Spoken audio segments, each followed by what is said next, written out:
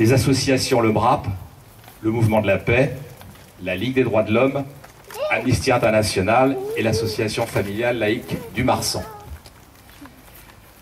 Parmi nous, il y a des personnalités que je voudrais saluer plus particulièrement. Je veux saluer la présence de monsieur le colonel Franck Bollard, commandant la BA 118, nous sommes ravis. De Gilles Chauvin et de Chantal Davidson, excusez-moi pour l'inversion, j'aurais dû parler de la dame d'abord, qui sont tous deux adjoints à la mairie de Mont-de-Marsan et qui représentent Geneviève Dariussec. Monsieur Bernard Budzinski, qui est adjoint à la mairie de Saint-Pierre-du-Mont et qui représente monsieur le maire de Saint-Pierre-du-Mont. Le major Beauvois, qui représente ce soir, quelqu'un qui participe ordinairement à notre cérémonie, le directeur départemental de la sécurité publique, monsieur Digian.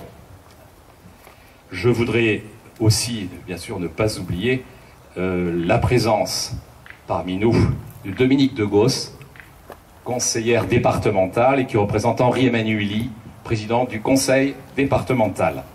Je voudrais ajouter la présence de porte-drapeaux, des ordres nationaux et des croix de guerre. Merci à eux d'être présents ce soir. Présenter les excuses de Florence Delaunay, notre députée de la circonscription de Mont-de-Marsan. Et enfin, je voudrais aussi remercier la municipalité, puisque j'évoquais à l'instant la présence de leurs adjoints, pour la mise à disposition des équipements nécessaires à cette cérémonie, pour qu'elle se tienne de belle alloi, en particulier pour le mobilier et la sonorisation. Cette cérémonie, pour ceux qui sont déjà habitués, va se dérouler en plusieurs temps. Il y aura d'abord un message délivré par les représentants de notre association, et ce soir ce sera Gérard Kerforn, membre du comité directeur, de le faire. Nous poursuivrons par le fleurissement du mémorial dans lequel nous sommes, en hommage bien évidemment à tous ces enfants martyrs dont les noms seront à nouveau appelés comme nous le faisons chaque année pour les remettre en mémoire.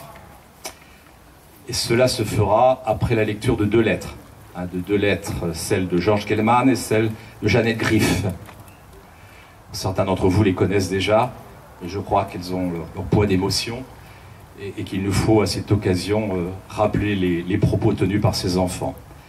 Alors je le redis, Georges Kellman, âgé de 10 ans, il a été arrêté en gare de Dax en juillet 42. Juillet 42, c'est l'époque de la rafle du Veldiv, pour vous le remettre en mémoire. Arrêté par la police française, aux ordres du préfet de Vichy. Georges sera libéré par les Allemands qui ne voulaient pas, alors, que les enfants accompagnent leurs parents dans la déportation. Il aura la vie sauve grâce à un professeur de Dax, Paul Kougouille, qui le fera passer en zone libre. La mère et le père de Georges Kellman mourront assassinés à Auschwitz. La seconde lettre sera celle de Jeannette Griff, 9 ans, raflée le 18 août à Mont-de-Marsan. Elle a griffonné un ultime et bouleversant message à l'intention de sa tante et de ses parents. Ce message sera lancé depuis le wagon qui l'emporte vers l'horreur d'Auschwitz et qui part très exactement le 7 septembre 1942, il y a donc 74 ans jour pour jour. Ce wagon, ce convoi, partait du camp de Drancy. Le 9 septembre, Jeannette, son frère et ses sœurs, ses parents, seront exterminés à Auschwitz. Après un moment de recueillement, nous écouterons les chants toujours aussi émouvants des déportés, le chant des marais, et celui de Jean Ferrat, Nuée et brouillard. Et nous clôturerons la cérémonie en vous conviant à un vin d'honneur. Je cède à l'instant la parole à Gérard Kerforn, qui, comme je vous l'ai indiqué à l'instant, est membre du comité directeur de notre association.